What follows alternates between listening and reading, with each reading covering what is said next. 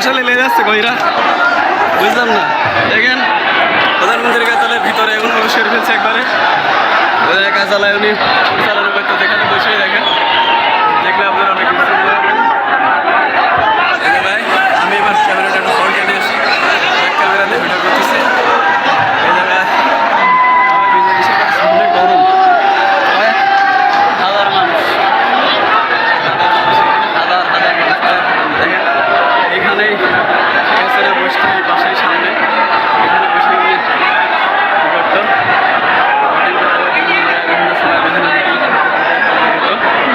দাদু। একটা ফুল আর একটা ফুল হাতে করি, এটা আমি একটা প্রধানমন্ত্রীর কাছে ফুল আর একটা হাতে নিলাম। দাদু এখানে একটু দাঁড়াইলাম, হ্যাঁ